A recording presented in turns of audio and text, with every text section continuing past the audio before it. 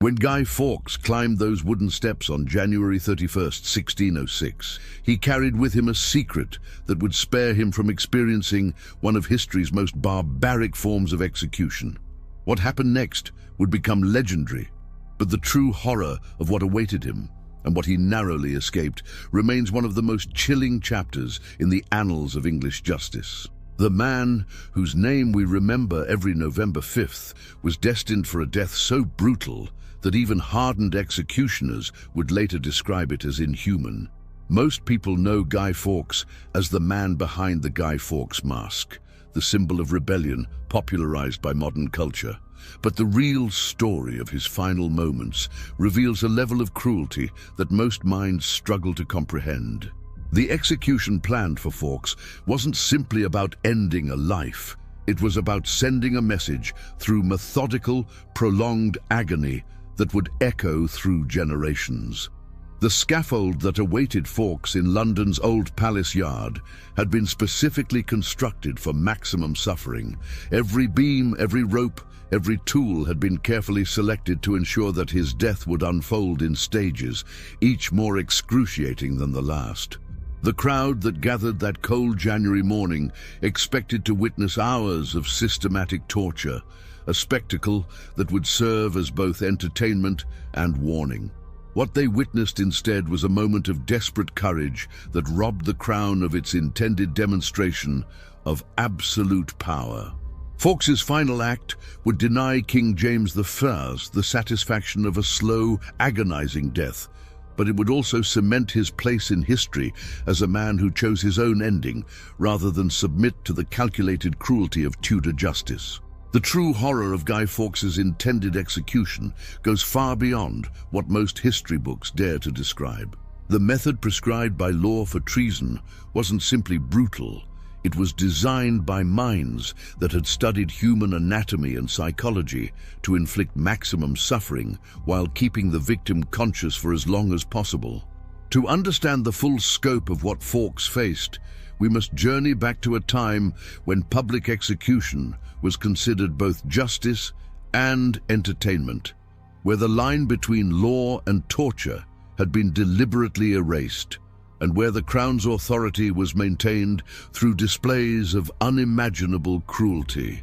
The England of 1605 was a powder keg of religious tension, where Catholics lived under constant suspicion and Protestant rule demanded absolute loyalty. King James I had ascended to the throne just 2 years earlier, inheriting a kingdom where religious identity determined not just social standing, but survival itself. The gunpowder plot emerged from this atmosphere of oppression, conceived by desperate men who saw violence as their only path to religious freedom. Guy Fawkes, a Catholic convert from Yorkshire, had already proven his commitment to the cause by fighting for Catholic Spain in the Netherlands. His military experience made him invaluable to the conspirators, but it also sealed his fate when the plot unraveled. Robert Catesby, the plot's mastermind, had recruited Fawkes specifically for his knowledge of explosives and his willingness to die for the cause. The plan was audacious in its scope: 36 barrels of gunpowder, enough to reduce the House of Lords to rubble and kill King James I, his family, and virtually the entire Protestant nobility in a single devastating blast. The explosion would have been heard across London, signaling the beginning of a Catholic uprising that the conspirators believed would restore England to papal authority. But the plot's discovery on November 5th, 1605, transformed what might have been a successful revolution into a nightmare of interrogation and torture. Fawkes was found in the cellar beneath Parliament, surrounded by enough explosives to level several city blocks. His capture set in motion a machinery of justice that had been refined over centuries to break both body and spirit. The interrogation of Guy Fawkes began immediately, employing methods that the Tower of London's experienced torturers had perfected through decades of practice. The rack, the scavenger's daughter, and manacles were employed systematically, each session designed to extract not just confessions, but the names of co-conspirators and the full extent of the Catholic network. King James the Scion personally authorized the use of the gentler tortures first, a phrase that reveals the calculated nature of Tudor interrogation. The progression from lighter to more severe torture was deliberate, designed to break prisoners gradually while keeping them conscious and coherent enough to provide useful information. For days, Fawkes endured this systematic destruction of his body, his signature on confessions growing progressively more shaky as his hands were mangled by repeated sessions on the rack. The physical evidence of his torture, preserved in documents at the National Archives, tells a story of methodical brutality that continued right up until his execution date. The sentence of hanging, drawing, and quartering represented the pinnacle of judicial cruelty in English law, reserved exclusively for the crime of high treason.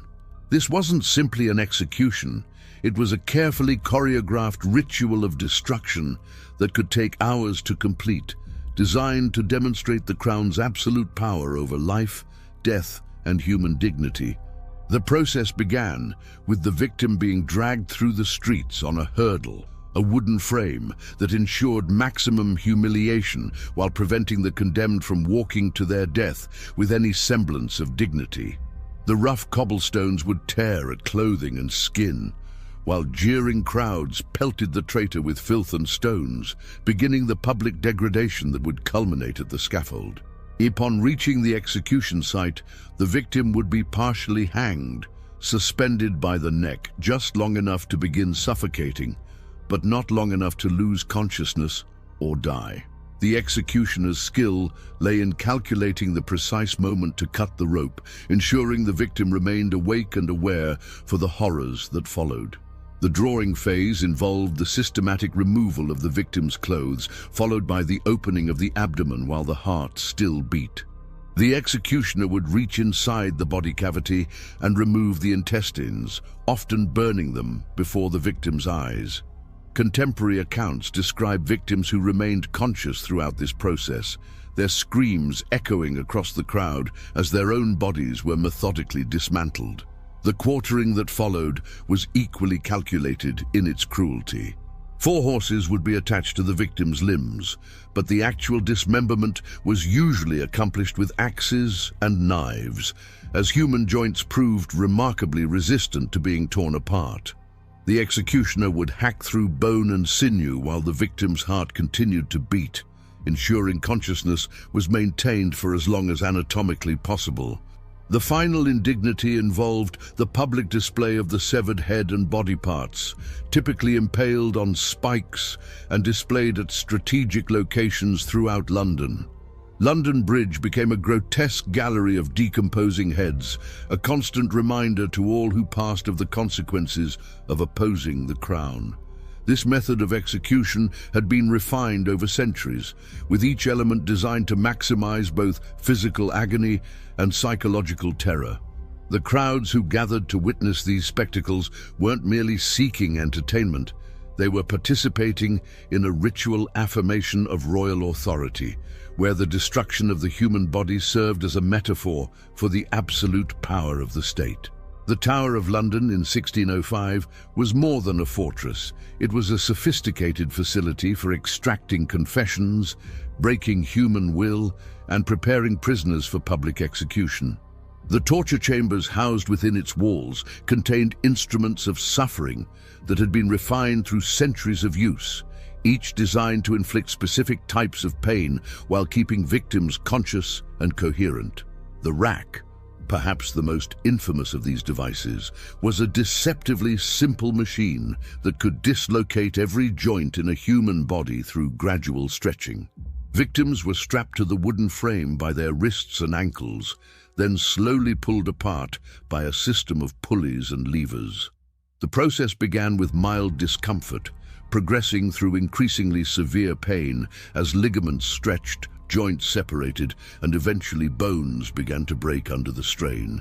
Guy Fawkes endured multiple sessions on the rack, each carefully calibrated to extract maximum information while keeping him alive for his eventual public execution.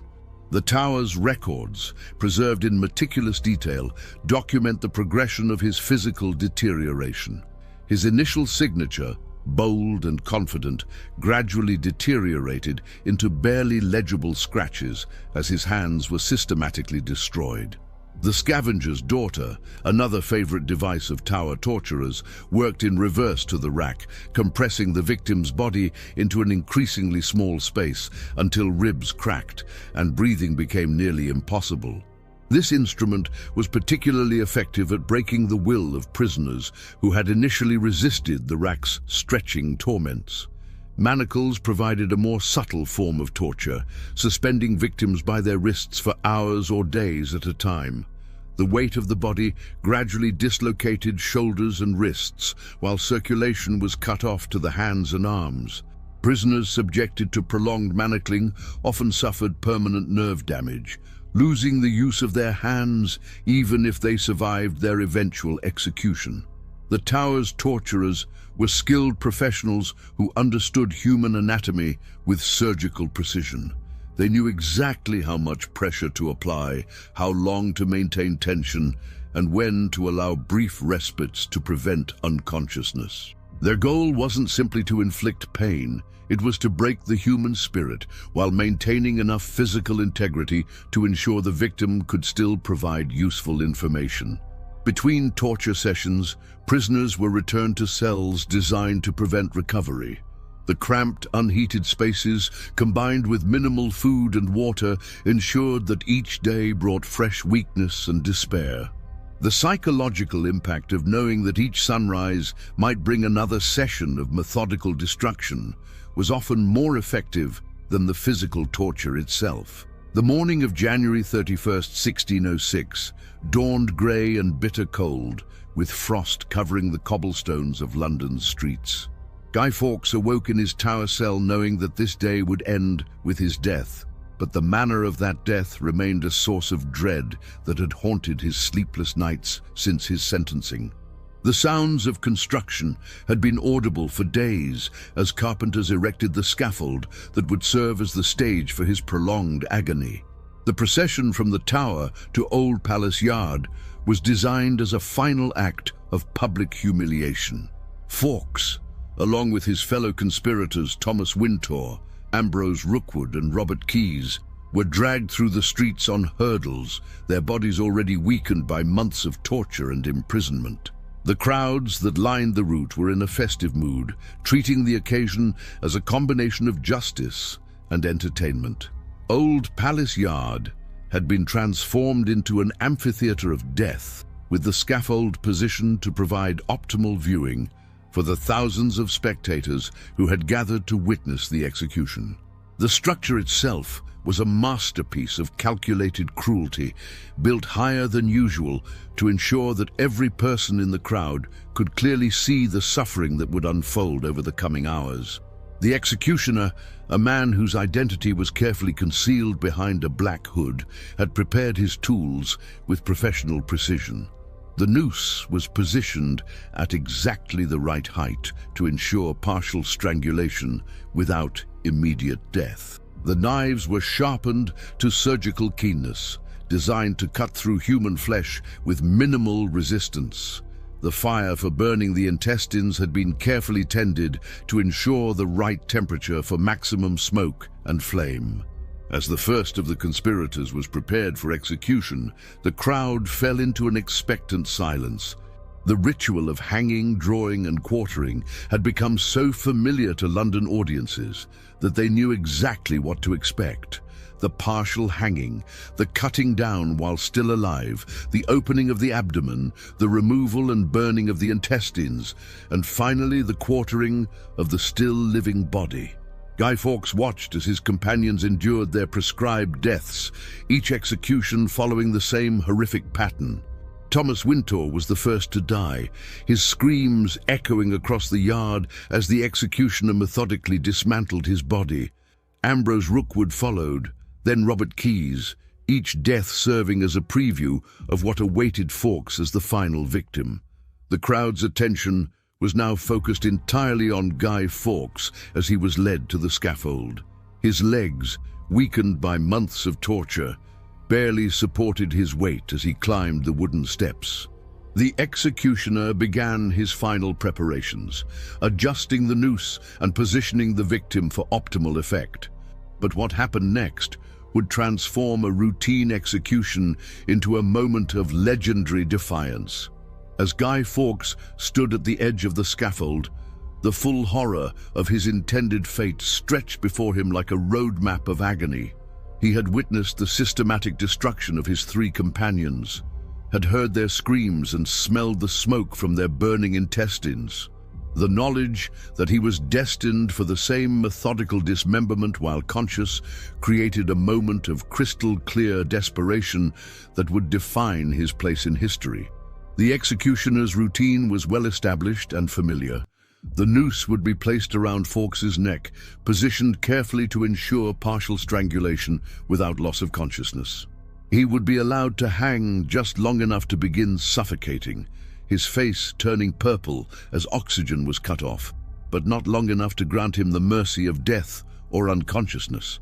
In that moment of final preparation, with the crowd silent in anticipation and the executioner reaching for the noose, Guy Fawkes made a decision that would echo through centuries.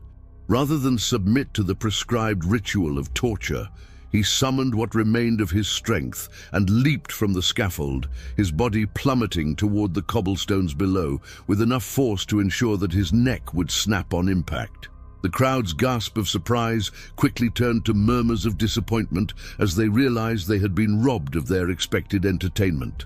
The executioner, trained in the precise choreography of judicial torture, found himself facing an unprecedented situation. His victim lay motionless on the ground, neck twisted at an unnatural angle, already dead from the impact of his fall. Fawkes's desperate leap had accomplished what months of torture could not. It had wrested control of his death away from the crown and its representatives. In choosing to die by his own action rather than submit to the prescribed ritual, he had achieved a form of victory that transcended his physical destruction. The man who had failed to blow up Parliament had succeeded in denying King James I the satisfaction of a slow, agonizing death. The executioner, however, was not to be completely denied his work. Even though Fawkes was clearly dead, the sentence of hanging, drawing, and quartering had been prescribed by law, and the law would be satisfied. What followed was a grisly pantomime of execution, as the executioner carried out the prescribed dismemberment on Fawkes's lifeless corpse. The crowd watched in fascination as the executioner opened Fawkes's abdomen and removed his intestines, burning them according to the prescribed ritual. The quartering proceeded as planned, with axes and knives separating the limbs from the torso. But the essential element of the execution, the victim's conscious suffering, had been denied by Fawkes's final act of defiance. The thousands of spectators who had gathered in Old Palace Yard that January morning represented a cross-section of London society, from wealthy merchants who had paid premium prices for the best viewing positions to common laborers who had arrived before dawn to secure their place in the crowd. Their reaction to Fawkes's unexpected leap revealed the complex relationship between justice, entertainment, and public spectacle in early 17th century England. Contemporary accounts describe an initial moment of stunned silence as the crowd processed what they had witnessed. The anticipated hours of systematic torture had been reduced to a single, decisive moment. Many spectators felt cheated of the entertainment they had come to see, while others expressed grudging admiration for Fawkes's courage in choosing his own death rather than submitting to prolonged agony. Pamphlets published in the days following the execution capture the mixed emotions of those who witnessed the event. Some writers condemned Fawkes's final act as a display of cowardice, arguing that a true penitent would have accepted his punishment as God's will. Others saw in his leap a demonstration of the same courage that had led him to participate in the gunpowder plot, a final act of defiance against authority. The Venetian ambassador, Niccolo Molin, wrote to the Doge describing the execution as a spectacle that moved even the hardest hearts to pity. His diplomatic correspondence reveals that even among the international community, Fawkes's final moments were seen as a demonstration of human dignity in the face of systematic cruelty. Religious commentators struggled to place Fawkes's suicide within the context of Christian theology. Catholic sympathizers saw his death as martyrdom, while Protestant ministers condemned it as a final sin that ensured his damnation. These theological debates would continue for decades, with each side claiming Fawkes's final act as validation of their own religious perspective.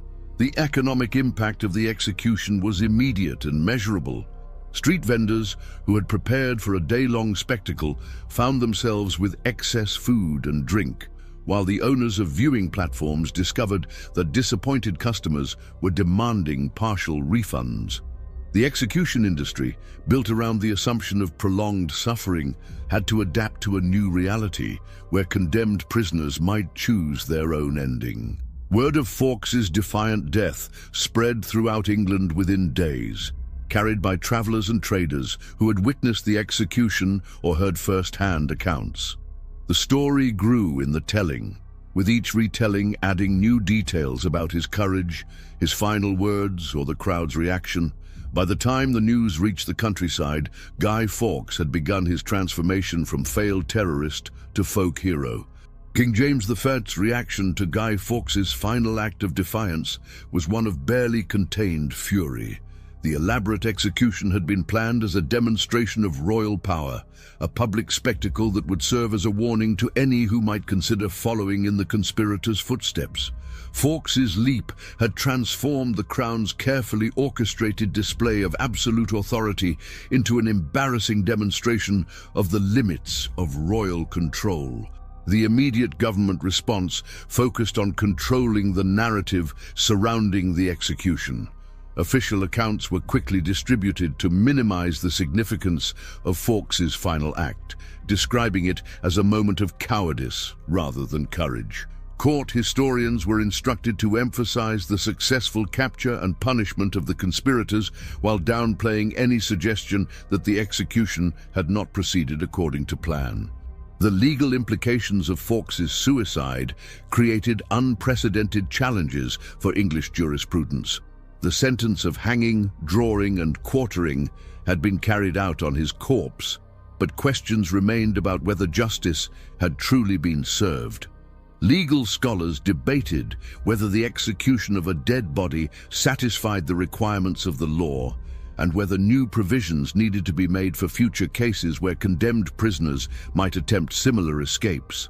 Parliament responded by passing new legislation designed to prevent future suicide attempts by condemned traitors. The construction of scaffolds was modified to eliminate opportunities for prisoners to leap to their deaths, while additional guards were stationed to physically restrain anyone who might attempt to follow Fawkes's example. These changes represented a tacit admission that the government had been caught unprepared by his final act. The international diplomatic community watched the English government's response with great interest. Foreign ambassadors reported to their respective courts that the execution had not proceeded as planned and that the Crown's authority had been challenged even in the moment of its supposed triumph. These reports contributed to a growing perception that English justice, while brutal, was not infallible. The Catholic community throughout Europe seized upon Fawkes's death as evidence of English Protestant cruelty. Pamphlets circulated describing the barbaric nature of hanging, drawing, and quartering, while Catholic propagandists portrayed Fawkes as a martyr who had chosen death rather than submit to heretical persecution. These publications were banned in England, but they continued to circulate underground. The Protestant establishment countered with their own propaganda campaign, emphasizing the justness of the conspirators' punishment and the mercy shown by allowing them to be executed rather than tortured indefinitely. These official accounts carefully avoided detailed descriptions of the intended execution method, focusing instead on the criminal's confessions and expressions of penitence. The annual commemoration of Guy Fawkes Night, began almost immediately after the failed gunpowder plot, but the celebration evolved significantly over the centuries as public attitudes toward the man and his methods changed. What started as a straightforward celebration of the Crown's victory over Catholic terrorism gradually transformed into something more complex and ambiguous. The earliest Guy Fawkes night celebrations were exercises in Protestant triumphalism, with elaborate bonfires representing the fires of hell that awaited Catholic traitors. Effigies of Guy Fawkes were burned with great ceremony, while crowds chanted prayers of thanksgiving for the deliverance of King James III and Parliament. These celebrations were as much about reinforcing religious and political orthodoxy as they were about commemorating a historical event. The practice of creating Guy Fawkes effigies became increasingly elaborate over time, with communities competing to create the most realistic or most symbolically powerful representation of the failed conspirator. Children would spend weeks crafting their guys from old clothes stuffed with straw, newspaper, or other materials, then parade them through the streets before consigning them to the flames. The religious significance of Guy Fawkes Night began to fade during the 18th century as English society became more secular and religiously tolerant. The celebration gradually shifted from a specifically anti-Catholic ritual to a more general patriotic observance, emphasizing English resistance to foreign influence rather than Protestant resistance to Catholic conspiracy. The Industrial Revolution transformed Guy Fawkes Night from a primarily rural celebration to an urban spectacle. Factory workers and city dwellers embraced the tradition with enthusiasm, seeing in the annual bonfire a rare opportunity for community celebration and legitimate public disorder. The addition of fireworks to the celebration created new opportunities for spectacular displays that rivaled the original gunpowder plot in their explosive power. The 20th century brought new layers of meaning to Guy Fawkes Night as political activists began to appropriate the symbolism of the failed conspirator for their own purposes. The image of Guy Fawkes as a man who had dared to challenge authority resonated with revolutionary movements across the political spectrum, from Irish Republicans to English anarchists. The transformation of Guy Fawkes from villain to anti-hero was completed in the late 20th century with the publication of V for Vendetta and the subsequent popularization of the Guy Fawkes mask as a symbol of resistance to authority. This modern reinterpretation completely inverted the original meaning of Guy Fawkes Night, transforming the man who had once been burned in effigy into an icon of rebellion against oppression. The legacy of Guy Fawkes's final moments extends far beyond the immediate historical context of early 17th century religious warfare. His decision to choose death over prolonged torture established a precedent that would be remembered and invoked by subsequent generations, facing similar choices between submission and defiance. The story of Fawkes's leap from the scaffold became a touchstone for discussions about human dignity in the face of institutional cruelty. Enlightenment philosophers like Voltaire and Cesare Beccaria cited his final act as evidence of the inherent barbarity of judicial torture, arguing that no state had the right to inflict such systematic suffering on any individual, regardless of their crimes. The abolition of hanging, drawing, and quartering as a form of execution in 1870 marked the end of an era of judicial cruelty that had persisted for centuries. Modern historians argue that public revulsion at executions like that intended for Guy Fawkes played a significant role in the gradual humanization of criminal justice, as society began to question whether the state should have unlimited power over the human body. The psychological impact of Fawkes's final choice continues to fascinate modern researchers studying extreme behavior under pressure. His decision to commit suicide rather than endure prolonged torture has been analyzed as an example of rational decision-making under impossible circumstances, demonstrating the human capacity for agency even in the most desperate situations. Contemporary discussions of torture and human rights often invoke the Guy Fawkes execution as an example of the slippery slope from legitimate punishment to systematic cruelty. Human rights organizations use historical examples like this to argue that any acceptance of torture, even in extreme circumstances, inevitably leads to the normalization of brutality. The modern rehabilitation of Guy Fawkes as a symbol of resistance to authority reflects broader changes in how society views the relationship between individual conscience and state power. What previous generations saw as terrorism, modern observers increasingly interpret as a legitimate response to religious oppression and political tyranny. The annual Guy Fawkes Night celebrations continue to evolve, with each generation finding new meanings in the 400-year-old story. Environmental activists use the occasion to protest against pollution, while political dissidents of all stripes invoke Fawkes's name to justify their own resistance to authority. This continued relevance suggests that the themes raised by his life and death, religious freedom, political resistance, and the limits of state power, remain as relevant today as they were in 1605. The story of Guy Fawkes's execution forces us to confront uncomfortable questions about the nature of justice, the limits of state power, and the resilience of human dignity in the face of systematic cruelty. His final leap from the scaffold represents more than just a desperate escape from physical pain. It stands as a testament to the human capacity for agency, even in the most constrained circumstances. The horror of what awaited Fawkes beneath that scaffold, the methodical dismantling of a living human body while consciousness was maintained, reveals the depths to which civilized society can sink when vengeance is disguised as justice. The fact that such executions were considered not just legal but necessary for the maintenance of social order demonstrates how easily brutality can be normalized when it serves the interests of those in power. Yet Fawkes's final act of defiance suggests that human dignity is not easily extinguished, even by the most systematic attempts at dehumanization.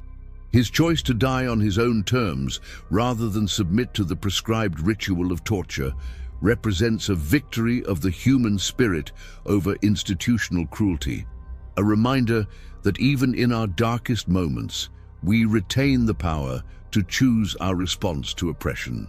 The evolution of Guy Fawkes, from terrorist to folk hero, reflects our own evolving understanding of the relationship between individual conscience and state authority. Each generation has found in his story a reflection of their own struggles with power, resistance, and the price of standing up for deeply held beliefs. The methods of torture and execution employed against Guy Fawkes and his fellow conspirators belong to a dark chapter of human history that we would prefer to forget. But there is value in remembering these horrors, not to celebrate them, but to understand how easily societies can slip into barbarism when fear and hatred override compassion and justice. As we light our bonfires each November 5th and watch the sparks rise into the darkness, we might do well to remember not just the man whose name we invoke, but the deeper questions his story raises about power, justice, and human dignity. In a world where torture and systematic cruelty have not disappeared, but merely changed their forms, the 400-year-old story of Guy Fawkes remains disturbingly relevant. The true horror of Guy Fawkes's intended execution lies not just in the physical brutality that was planned, but in the casual acceptance of such cruelty as normal and necessary. His final act of defiance reminds us that even in our darkest moments, we retain the power to choose dignity over submission, courage over compliance, and hope over despair. That choice, made in a moment of desperate circumstances 4 centuries ago, continues to echo through history as a reminder of both the worst and the best of human nature.